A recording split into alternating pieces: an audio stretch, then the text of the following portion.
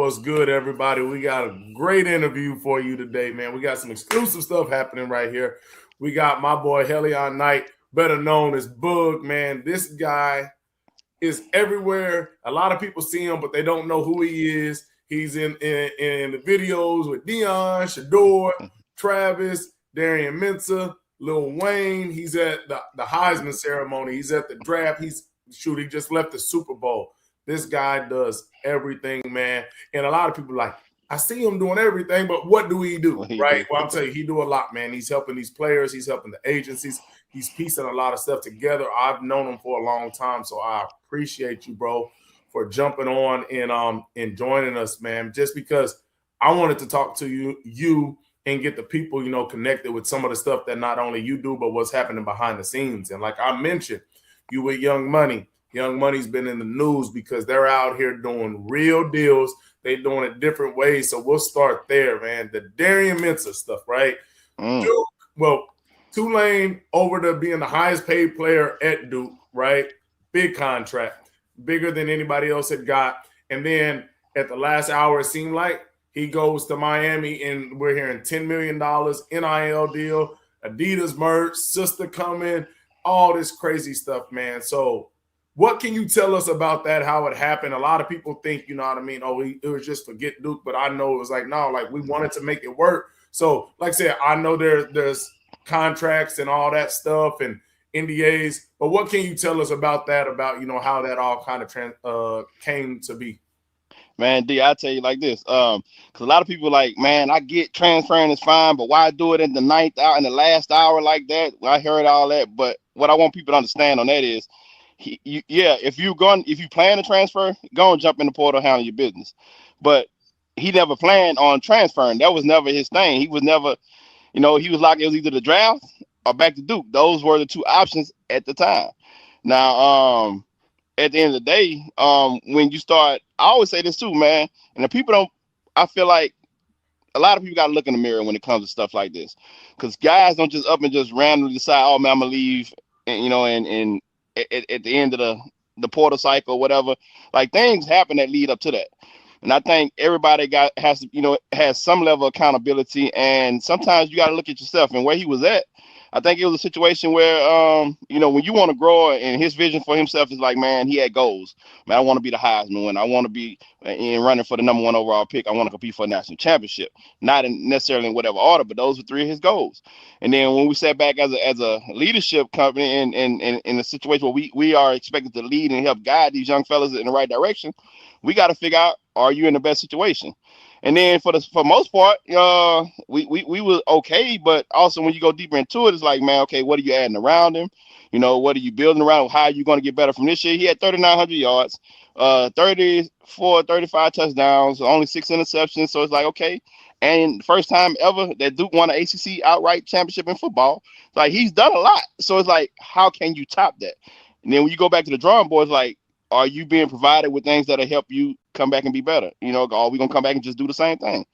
And in that case, that's when I think, you can put it on us to say, we have to step in and be his eyes and ears and say, hey, man, I think there's situations that might help you get to your goals.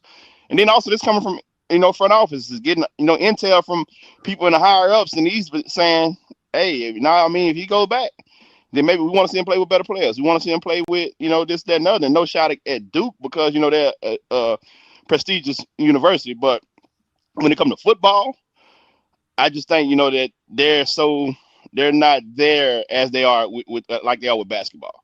And if I'm just being honest, so a lot of things that we were looking for and that we were needing for him to be successful, I don't feel like it was inadequate. And therefore, we had to figure out what's best and what's next. And at the end of the day, conversations come about. Nothing that intentional. You start, talking to people, seeing what the market is. You start seeing these other quarterbacks moving around. Oh, they getting paid this, or they getting paid that. Then even then, you actually hey, can our guy get? I feel like we got the best quarterback in the country coming back. Can he get more money? What? They're not willing to do certain things. Okay, cool, fair enough. I can't tell y'all what to do, but if that's the case, then you can't tell us what to do either. So those situations also come about where you try to figure out, okay, if that's the case, what is out there? Then you start hearing, okay, well, such and such was going here. money didn't go through. And also, and if they had a quarterback right now with the clock ticking, people getting a lot more desperate. So what the number might have been 2 weeks ago, it's a whole nother monster when you less than 24 hours on the clock and you ain't got nothing. So Right. as a company, it's our job to be creative and innovative. So these are things that the player wasn't looking for this. He wasn't looking for a way out. He was cool. He was like, man, I'm good. I'm going back. But it's our job to figure out what is and what ain't for him. That's why you hire us. So for us knowing that, hey man, we got 24 hours left on the clock. Is there anything possible? Let's make sure we do our due diligence, because also when you're in the space, D, you don't ever want a situation to come about where you let this go on and he returns back to his university. And then 8-9 months later, when he's preparing, getting ready to go into the draft, and then it comes up, hey man, your agency conversations had, and they know that they could have got you a whole lot more money last year, and they didn't even bring it to you. Yeah. And then as a player, you like, huh? What you mean? Yeah, sir, you could have made a move, and you could have made about 6-7 million more dollars than you made this past year. And then you're Yeah. like, what? And then now you put it in the spot, because some people on the other side feel like we shouldn't have even mentioned that to him. Like, we should have just let it go. And I'm like, you can't do that when you're That representing you gotta a client. always give them an opportunity to turn it down. Bingo. You have to. And people felt like we shouldn't have brought it to him. So with that case, you can never do that, because then you're going to get me fired down the road when he finds out that we withheld information from him. So even with that being said, when you find out these numbers, like, well, why now? And even he had to ask, like, why now? Like, why would y'all bring this to me now as a company? It's because, we've been having conversations. We on the ground, because when we're talking to all these general managers in college, we're not talking just for him. At fact, we're not even talking on his behalf, because he's already got a situation. We're talking for the other 30-some players that we're representing, trying to figure out where they should go. And then other conversations come up in the midst of those conversations. So when you start hearing, oh, they looking for a quarterback that bad? Well, okay, well, legally we can't talk about that right now because he's locked in. But hey, so hypothetically, if something comes up, is this number real? And then you do your due diligence and you go figure out who got what and where is it. Because at the end of the day, he ended up going to Miami, but at that time, Miami wasn't the only team on the table. Yeah. They weren't the only ones looking for a quarterback on the last day of the portal closing. Yeah. But what ended up happening is, when it got messy the way it did, some schools just get like, man, look, they didn't think it was gonna happen. Like, man, it's just too much. We backing out of that. Like, yeah. And then at the end of the day, by default, Miami's the last man standing. Yeah.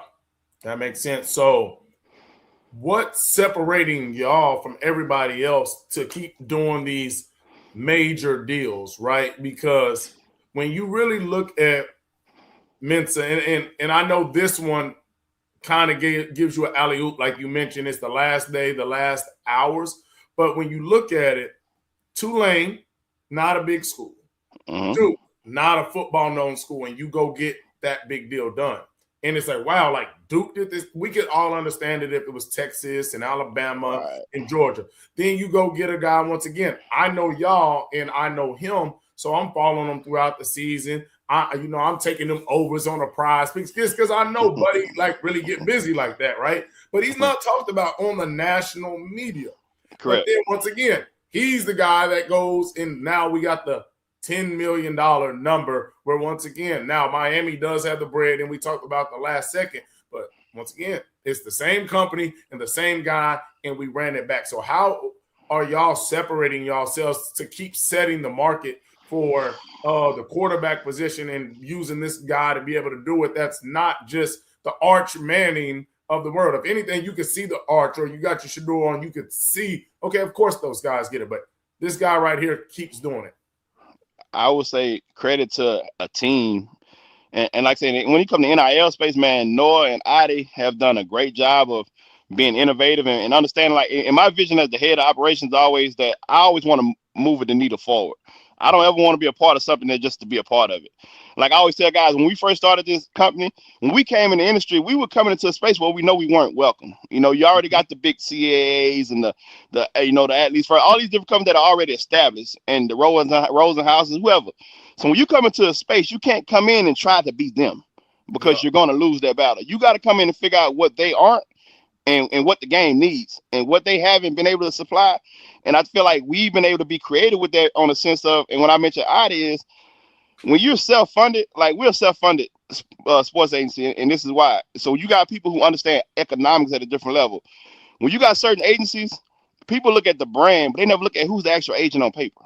Like, just because this agency has been around for 30 years, that guy who represents you might only been a part of that company for 2 years or 3 years. So you're looking at the brand and not looking at who's going to be talking on your behalf. Who's talking on your behalf matters more than the name of the company.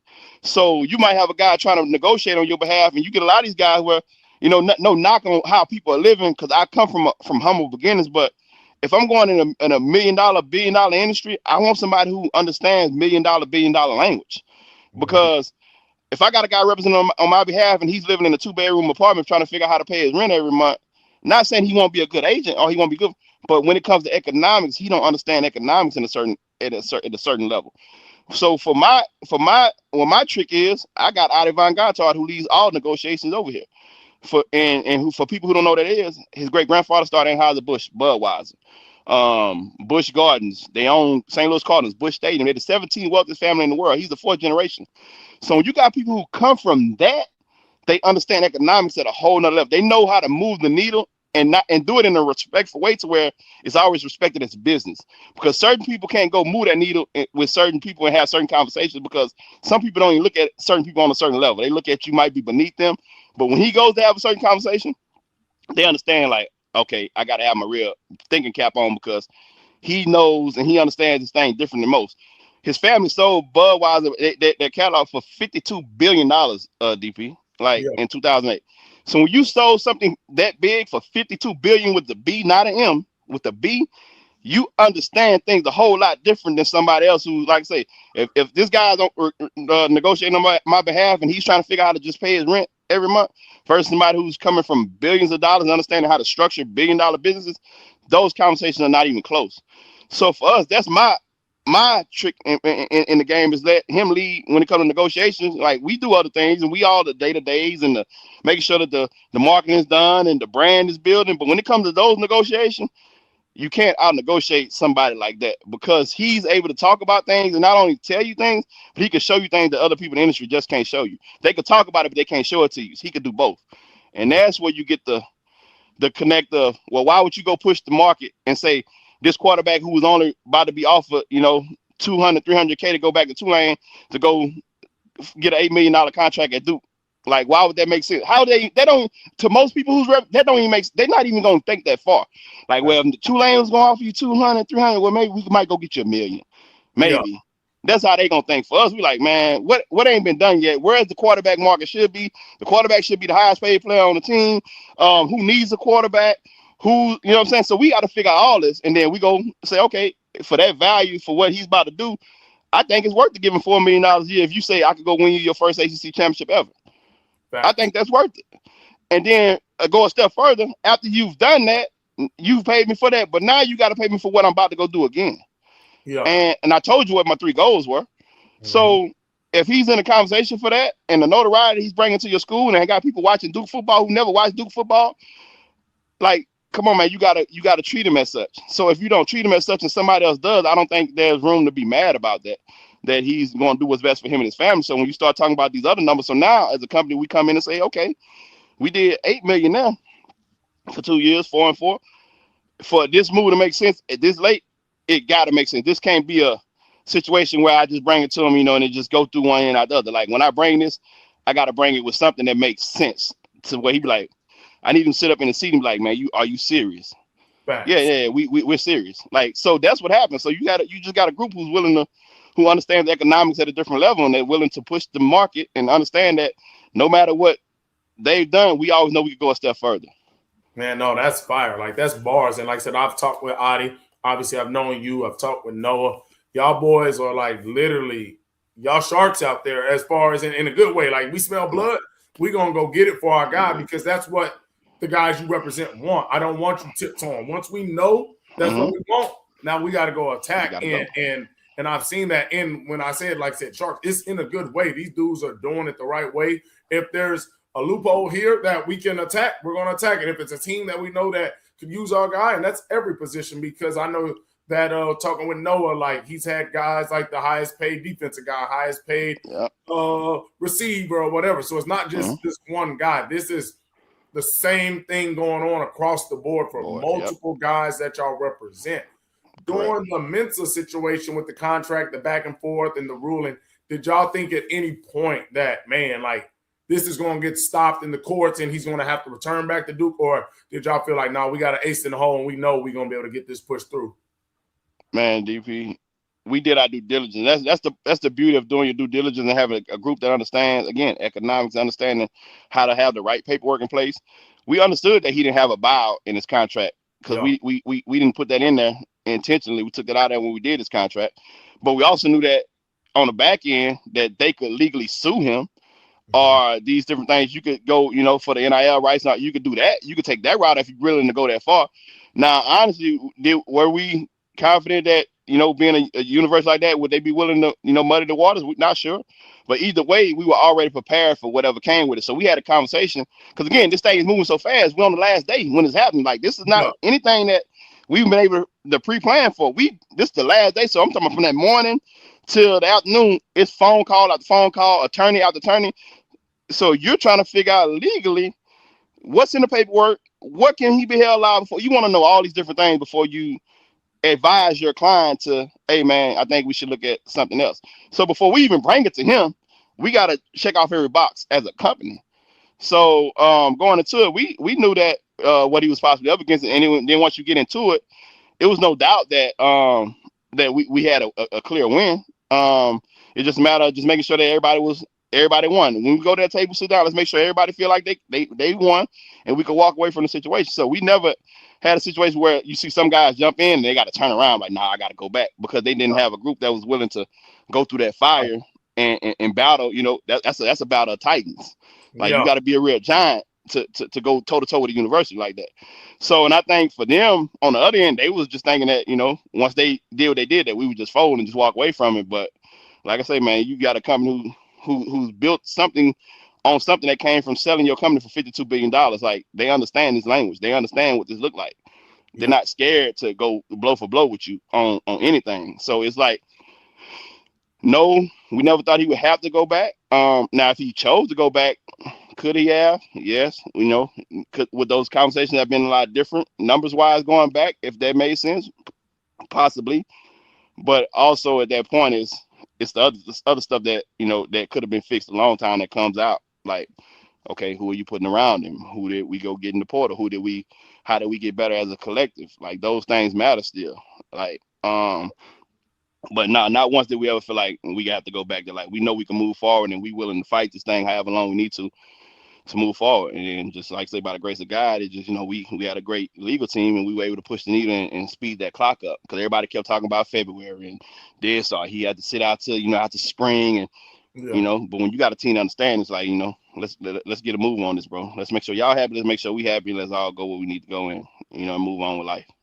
Yeah, no, that's fire, bro. I'm excited. I'm a big Miami fan, so to get a guy like him and to have some of the guys that they're coming back with, Tony and the running back, and just the guys that are already there, coming off a great season where they went toe to toe all the way to basically the last possession, to get that replacement after coming after Cam Ward, Carson Beck, the Mensah, like that's big for the university. I think that situation is also going to drive him to have a good year, because you're showing Cam Ward and them barely missed out on the playoffs, but Cam went number one, right? That's one thing he wanted, number one.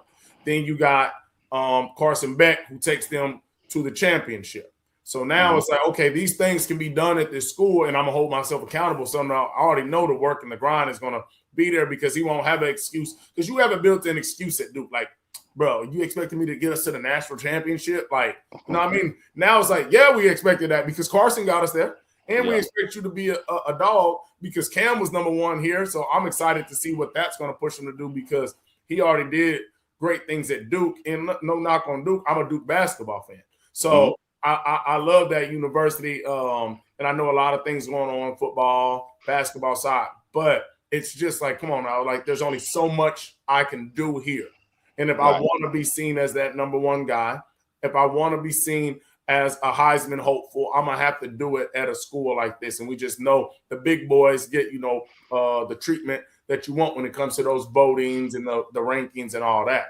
But man, no, I appreciate you on that. We'll go to the next topic, man. Obviously, you've done a lot with Colorado. Dion, Shedeur, Travis. You had the podcast with Trav doing that. Obviously, Heisman ceremony, draft. Like, what was it like to be around Travis as the player, but also the person? Because like, it's so funny because you see a dude so talented on the field, and then off the field, it's the opposite of what you would think somebody that good could be, of just the sense of how laid back he is. Like, he's really a kid off the field. Like, so how is it like seeing him on the field and then dealing with Travis off the field? Man, Trav is a special human being, man. Like, and I always say special gonna be special. Yeah. So especially he's on the field, off the field, not everybody gets it, as you say. Not they all don't get it. He gets it. And when you talk about branding and building that brand, part of a brand's being built is having the player being willing to be, accessible and to do and go out of their way and do things. And he's that, which a lot of guys just want to play ball and they go and do whatever. They don't buy into the outside of it. And I think also Coach Prime played a great part in that, just helping him understand his brand when he decommitted from Florida State to go to Jackson State, and knowing all the eyes was on him and making sure that, hey man, let's do these certain things. Let's make sure that we kiss every baby, we take every picture, we shake every hand. That we never too busy when we get off this field to make sure that we walk around the stadium and let people know that I can be reached, and I can understand you. I can level up with you. And from that, him grasping it and just taking to a whole other level from that, just him being himself, because then his personality takes over from that, because he's loving, he's caring. He wants to make sure that, that when you leave, that you feel like you just, left your best friend. Like, he wants that feeling from everybody. So he understood it differently than most. Yeah. And when he goes on the field, like, that's just a whole nother light goes off, and that's just him just in his natural place at that point. So for him, that's just seeing it and understanding it it's a lot different, being up close to it and getting to witness it and getting to walk that walk with him, and also being his eyes and being his ears. Hey Trav, I need you to do this. Hey Trav, I know you might be a little tired, but I need you get out the house, show up for this. I need you to come over here, and every time he never questioned like, why am I doing it? All right, got you. And he's where he's asked to be. And a lot of that time, because he trusts and knows that if we're asking you to be somewhere, if I'm asking you to leave your home, or I'm asking you to be somebody, that there's a benefit to it. So that there's a reason for it, that we're not just asking you to do something just because we just want to have you out in the streets doing some stuff. Right. So for him, he understood and he bought in early. And those are the things that I feel like a lot of people don't get at that age. A lot of guys don't get it till they retire, and they want people to show up. Hey man, you ain't got no signings for me, man. You ain't got no meet and greets for me. Ain't no. At that point, people, they done moved on. Your name ain't on the back of that jersey no more.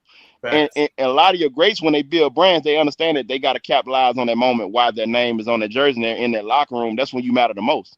Yeah. And for Trav, he got that, and once he got it, he took off and ran with it, and he never looked back. Yeah. So those are the things I look at, like, man, he's just a special human being when it comes to that, man. Like, he built his brand the right way. Yeah, no, 100%. And I don't want to get too much into, obviously, the situation, but obviously we've seen now his wife, which was then his fiance, the whole back and forth internet thing. I want to know more about, like, how the guys rallied around Travis, if it was the teammates, Prime, yourself, like doing that, because you're on a Heisman run, right? And I just can only imagine for somebody that, that's close to Travis, like yourself, like Dion, that y'all are having these side conversations, just, be like, bro, let that outside noise be the outside noise, and just keep knowing what you're doing. Like, how was that for like guys like yourself, Prime, and just like what you can speak for you and then others, just seeing that unfold in real time? Because I know that has to suck. Like, bro, like, this dude don't hurt nobody, bro. Like, let the man live. It was a family effort, because when you look at that situation, it wasn't just rallying around him; it was rallying around her as well. Yeah, exactly. Because from day one, that I always knew and understood that no matter what the people say, I don't care about internet stuff. In real life, it's what matters. And I know in real life and everything that I've been around, she was not what people were trying to make her out to be, for one. Yes. So for that, so it's easy to step in and say, I'm gonna make sure that we cover both of y'all, not just him. Because also when you got to be careful with that, because when he's walking his journey, that's the most important. The woman he's about to marry is gonna be the most important person in his life. Mm-hmm. regardless of who. So for that, you got to protect the person that's most important to him, because Yeah. as long as you hold her up, that's gonna allow him to stay up. You Yeah. can't just go run and protect him and leave her on the island of hang. No, that don't work. So for us, it was more so just being the family that we always been off the camera and everything. It's like, hey, we here, we rocking with you. We ever stepped away, but also protecting her name and her image and those things, And I think for that meant a lot to him. That meant a lot to her. That meant a lot to them collectively. Also moving into the next phase of marriage and being young and doing these things that a lot of young adults don't take the responsibility of doing. And they did it. And so yeah, it was just more of a wrap your arms around both. Let's walk the walk. We are who we are. The people who, like, I would tell her and tell the people who talking about you, they're not where you at, and they're not here for a reason. So you Right. got to understand that. Because the people that's talking about where you at, you shouldn't be able to hear. You too high up to be even listening to where those conversations are even coming from. So yeah, it was a lot of that. Just wrap your arms around both and just Man, no, yeah, that's solid. I knew that it was a tough situation for him, her, but I was like, I feel like they're in a great spot with. I just obviously knew you personally. I know Dion sitting there mentoring, and I'm quite sure there's several other people in their corner that's helping them get through that. I was like, that just has to be terrible, feeling at any time for it to happen, but during the time of trying to win the Heisman, and now you win it and it's still getting overshadowed. It's like I got one of the biggest moments in my life, and this is what we own. So I'm glad that they had people in the corner like you, because a lot of these coaches and universities talk about, yeah, we're gonna make your son a better man, we're gonna take care of him, but they ain't really on that. Like a correct. lot of people wouldn't have been able to make it through that moment and continue to play and live and enjoy what was going on at that school on the field and off the field if they were at another school, just because of like that. Hey, just block it out, just football, football, football, Right, instead right. of really saying, hold on, let's step back, let's make sure these two are good and keep pushing forward. So we'll go push forward to you got the Shedeur hoodie on, man. Like, what was it like to be, you know, with him in Colorado and Dion? You seeing that father son relationship. Obviously, Bucky's there recording, and Shiloh's doing his thing on the field as well. But like, what is it like seeing that father son, and now kind of seeing Shedeur going off doing his thing, having to fight his battle right through the draft? Dion having to go through that, but then Dion also, now like, dang, I don't got the sons there. Like, what's been your Mhm. perspective of all that? Unique, man, because one thing about Coach Prime and his whole family, that they built upon family, man. And anybody that comes a part of that, including myself, has to understand family and family values. Yeah. So for me, I've been around a long time because I understand value. I understand playing a role. I understand that, boss man needs certain things, and then whatever needs to be done, we got to make sure everybody's moving the best in their lane to make sure it gets done collectively. So that whole dynamic was unique because, again, and I say this on other sit downs, we, put Shedeur in some bad situations, bro. And I don't mean bad as in bad for him. It was great for him. And Coach Prime, I think, intentionally did that. Like, people don't understand, like, Prime lived out in Prosper Mm-hmm. coming up, but his kids always played in South Dallas, Oak Cliff. But his kids always went over there to go play ball. Yep. So he never like shielded them or hid them from reality, or what it needs to be to put that dog in them. So even from day one, he always did things intentionally to help his kids. And then when you get to a situation to where they move on to the next level, the next phase, you see everybody kind of start. And I get to see it from a unique situation because when we all there collectively. But now that they're all split, I'm one person, but I get to witness all of them in their own element now, Mm-hmm. separately. Whereas they kind of more so just moving in their own space, and they just kind of continue doing what they're doing. And I'm just running around back and forth, make sure stuff straight here, make sure stuff straight here, make sure stuff straight here. And then even Big Brother is being Big Brother, Bucky's with Coach pretty much every day. And then when he went through his cancer battles, Bucky didn't miss a day. Yeah. So, automatically, everybody just seemed to fall in place to what we've already kind of been groomed and brought up to be. Big brother's gonna be big brother. That was big brother duty. Make sure daddy good. Yeah. Little brothers had to go move on and figure out what their next phase is, kind of, on their own, because daddy was fighting his own health battles. So from there, it was like, okay, well, Shedeur got drafted. Well, I'm gonna be the one that run with him to Cleveland. Yeah. While y'all handle stuff here and get daddy straight, I'm gonna be the one that, put stuff down and go here, because that's what a team do. That's what a family do. You know what I'm saying? Whether you immediate family or you extended family, everybody falls in line and figure out what you got to do to make sure the wheels keep turning. And that's just kind of how that's been for us. And like I said, sometimes a lot of it is just going off a field. A lot of it's not even discussed. A lot Yeah. of it is just understanding. When you've been around something so long, you just understand. You already know, like, you ain't even got to ask me to go to Cleveland. I already know I got to be the one because I'm Yeah. the one with the time and the schedule to do that. So that got to be me. Yeah, somebody else got to go. I know Bucky going with Daddy. He the oldest. He the big brother. He going with Dad. So these things already just kind of understood, and we just worked as a team. And then now you see it all coming back together. We got through those rough patches. Coaches back healthy, and Shedeur got some good light over there, light at the end of the tunnel. And Shiloh's finding himself and his new role, and like I say, and Bucky still being Bucky and still bringing them hits on well off. So everything is moving, how it should be moving, and now it's all back, where like I say separate places, but it's back to where where it once was because Yeah. everybody now That's focus what's on what's been next. cool is I think Bucky, keeping the family together in Colorado through the film is amazing, right? But then Mm-hmm. Bucky's here, Bucky's there, Bucky's here. Now you got Shedeur here and then Shiloh here. But now I think the transformation with Shiloh has been amazing too, because we get to see him off the field, but now we get a point of view of not only him, but him and Shedeur, and Bucky. So I think just like I said, everybody playing their role in Shiloh's doing his thing, on the camera, Mm-hmm. showing like his skill set, his personality. And a lot of people really didn't like Shiloh because they weren't really watching well off because they weren't Colorado fans. So they just would see Shiloh, right? And anybody that's realistic, right? No matter how much you love Shiloh, you watch some Colorado games and you look like, if I could reach my hand through this TV and slap that dude, boy, he was 12 yards out of bounds, and you just ran this man into a wall, bro. So, like, right there was times where people be like, what are you thinking? But now that he's getting to truly show his personality, everybody's like, he's the most loved Sanders, bro. They Like, love the him. dude's Yeah. just goofy. He got a good heart. He said, oh, I'll dress. He been Coach Prime. He been Shedeur, right? So he's like, no, it doesn't matter. I'm cool at playing this role of pushing the family forward. I'm excited to see what he does just because I think my most viewed video actually on here was when I did the overview of the review of Shiloh playing Coach Prime on BMF.